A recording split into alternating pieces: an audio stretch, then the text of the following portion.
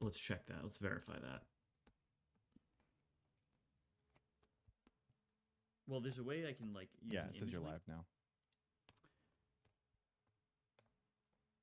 So odd. Extremely odd. Okay, so I'm definitely live on YouTube. It doesn't say I'm live on Twitch yet. It says that for you? No, you're live on Twitch. You're good now. Sir, okay, don't attack. Please no. He's okay. We're being this is we'll eventually get there. His thumb is stuck on the blanket and now he's attacking me. Okay, there we go. All right. We're back. What were we saying about auth? I think something like that. One last thing. In the co-stream thing, can you unmute yourself? Just because I want to get you to flash your icon when you're talking. Should I mute myself in Discord? No, don't do anything else. That's perfect. So now when you talk, your little icon will flash so people know you're talking. Okay. That is my understanding of it. Although, I'm not seeing that on your stream. I thought it would, but it doesn't. Okay, all good. No. Right. Okay, so authentication. I suspect that maybe before we get into that, someone had a question. When you designed SpacetimeDB, how did you think about the boundary between operations that can safely proceed independently and operations that require global coordination or consensus? Okay. That's a large question to answer. Let me give you the short version, which is we started by doing a lot of that and quickly realized it was very silly because you could go 100 times faster by putting it on one single thread and one single core and just using your L1 cache efficiently. And that is not to be underestimated. From the beginning, we knew that we couldn't do multi-machine parallelism for a game because the moment you touch the network card at all, that's going to cost you 1 millisecond, which is way too long. But usually it'll cost you like 20 milliseconds, which is, if you think about it, more than time that you have to render a frame on a regular desktop. So that was out. So it's going to be one machine, one database, so you can access it all in memory. And then you have to decide, well, am I going to be able to access the same data from multiple threads? And the answer we said to that was yes. And then we did that, and we profiled it, and it was not so fast. And there was much investigation. I'll abridge a lot of it. But basically, the CPU coordination and the OS thread scheduling underneath was causing us to really destroy our CPU cache, and we were slower than what we would have been if we just put it on one core, one thread, pin it, and run like crazy. So the actual answer to this is operations within a single database are assumed not to proceed independently, and they don't require coordination consensus, or unless you want to think about it, they just run without considering anybody else's opinion. They'll just do it. Now, we do also have replication, which uses a form of consensus, distributed consensus, but that's to just decide as to who is the leader and which transactions have actually been committed, and that's a different sort of thing. So it's a very, very large question. You're sort of asking about all of distributed systems, but I could talk a lot more about that. I will let chat decide if they want to ask further questions. Okay. Is this kind of like step into why a lot of games run on single thread anyway, as well?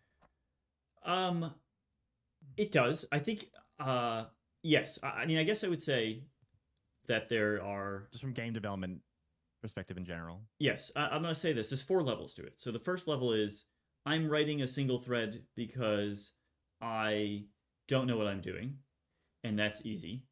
Then there's... That's me! Yes. Then there's the next level of it, which is I am going to multi-thread it because I want to go faster. And then there's the next level of it, which is, oh no, that's not faster. You should be single-threading it. And then there's the final level of okay, I now understand the full architecture of how CPUs work, and I am going to very carefully architect my program and control the exact ways in which I am multi-threading it. And I'm going to be very careful to make sure I don't have things like false sharing or cores communicating through L3 cache and all of this stuff.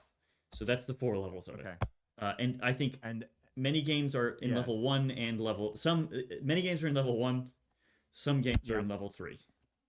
yeah. Because I remember you mentioning this before but computers are very powerful now, and any like problems with games and stuff like that is technical implementation, less resource management.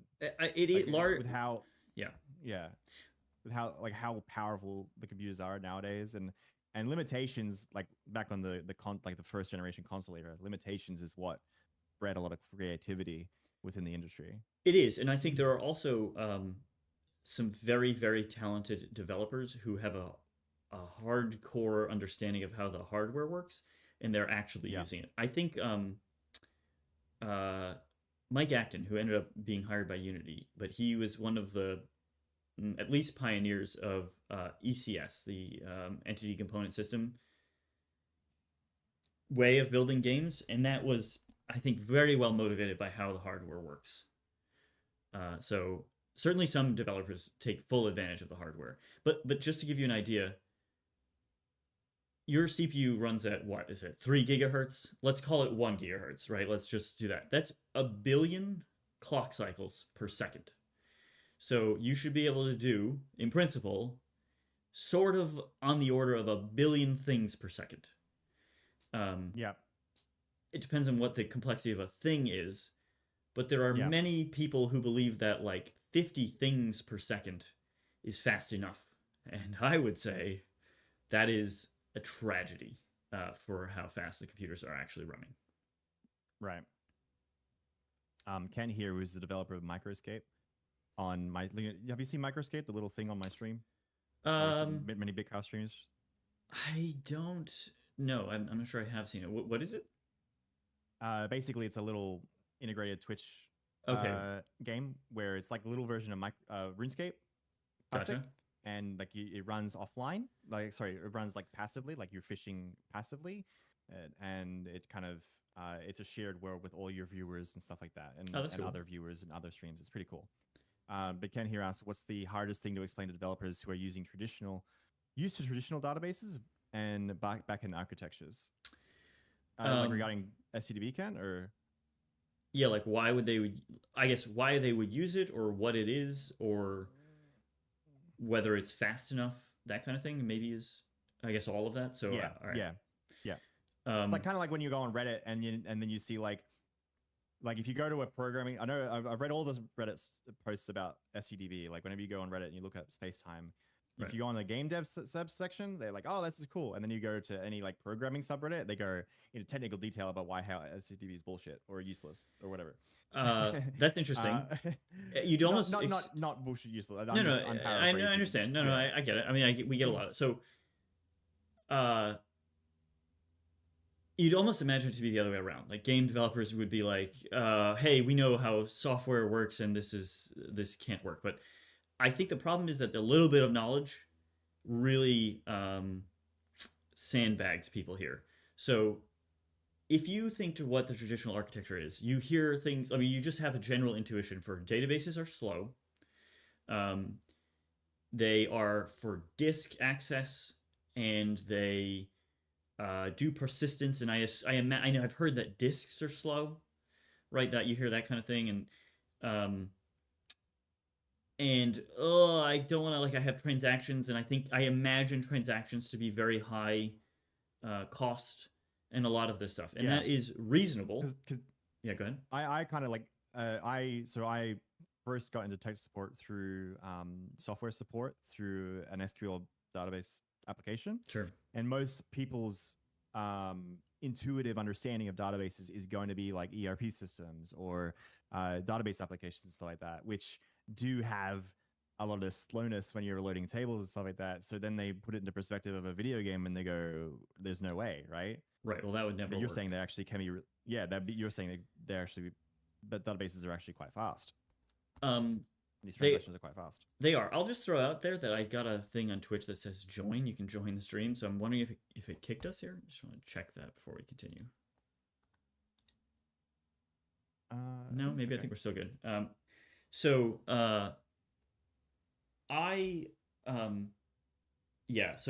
Mike P. Funk asks a very relevant question, which is, I use convex for my game at this moment. Could you explain to me how SpacetimeDB could be an advantage to me versus convex? I like convex due to type safety and ease of use. It seems kind of similar.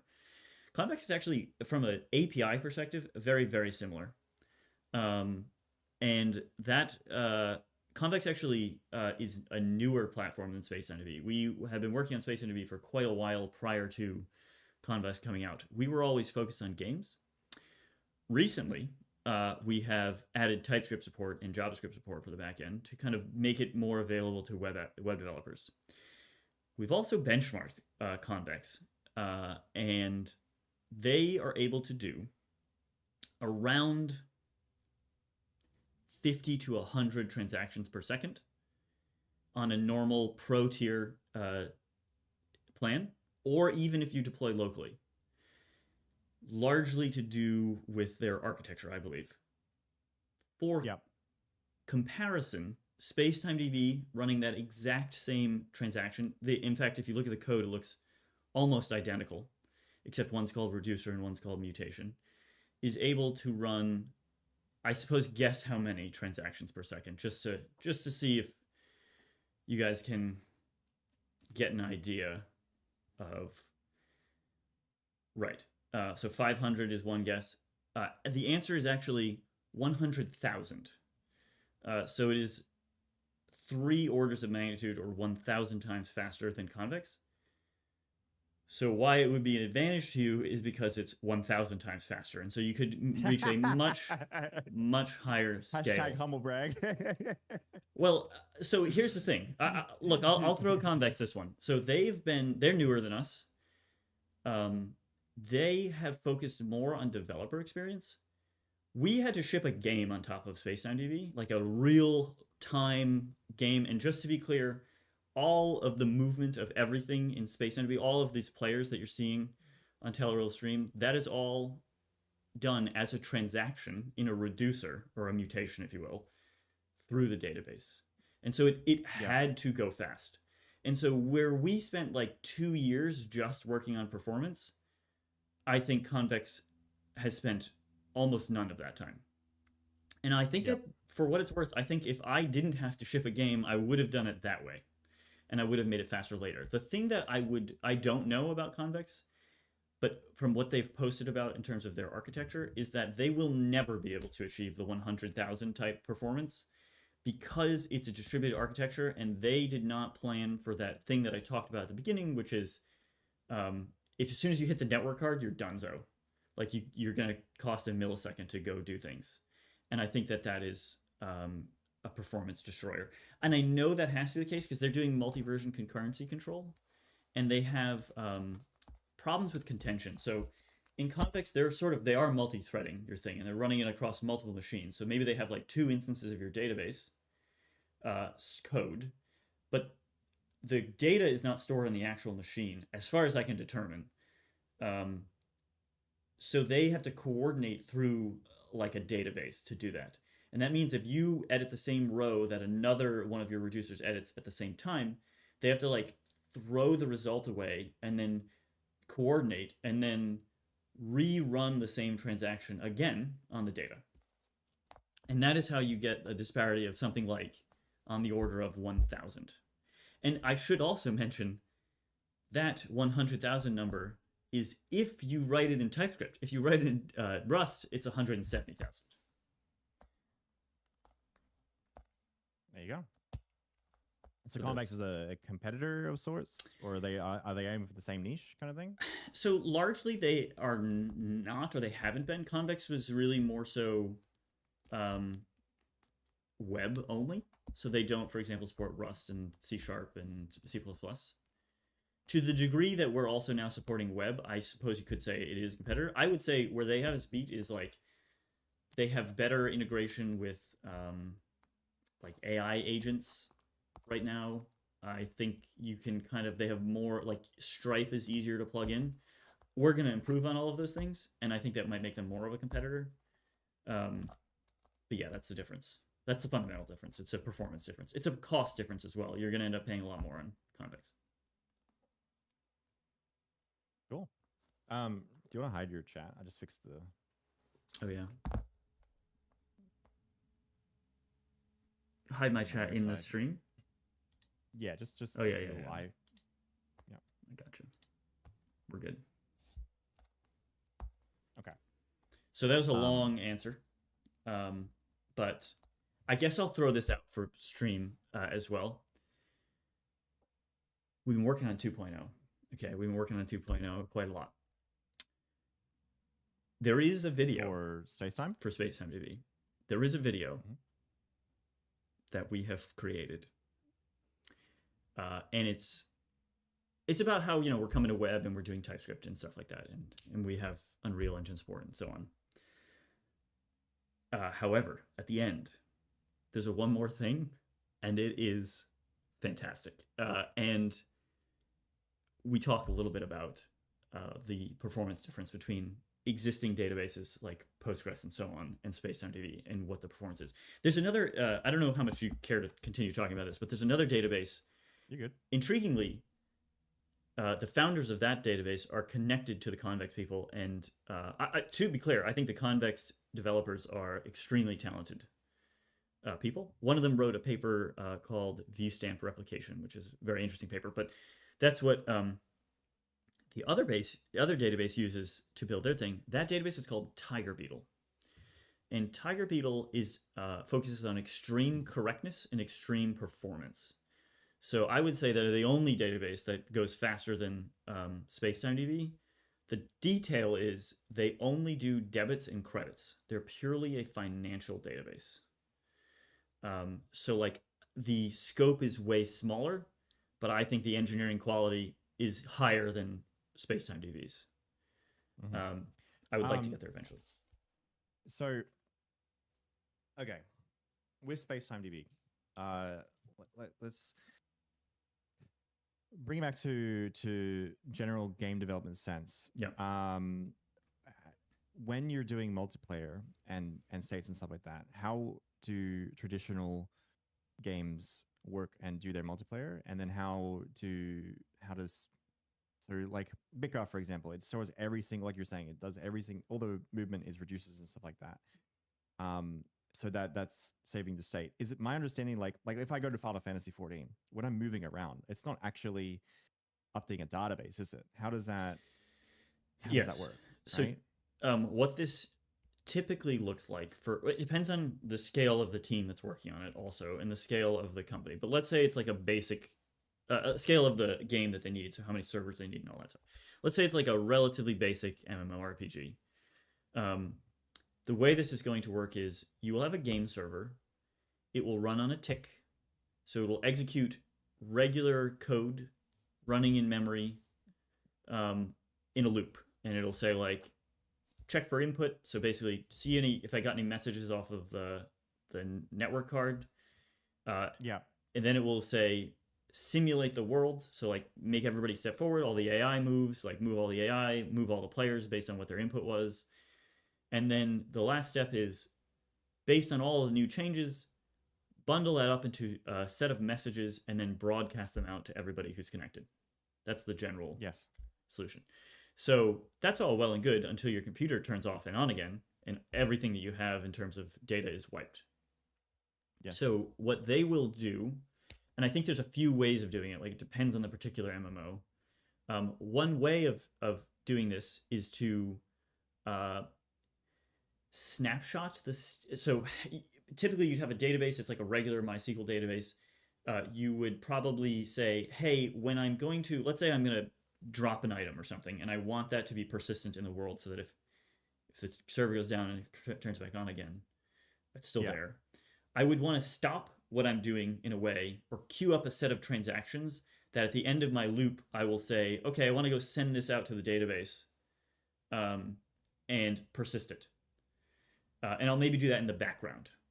So you're sort of sending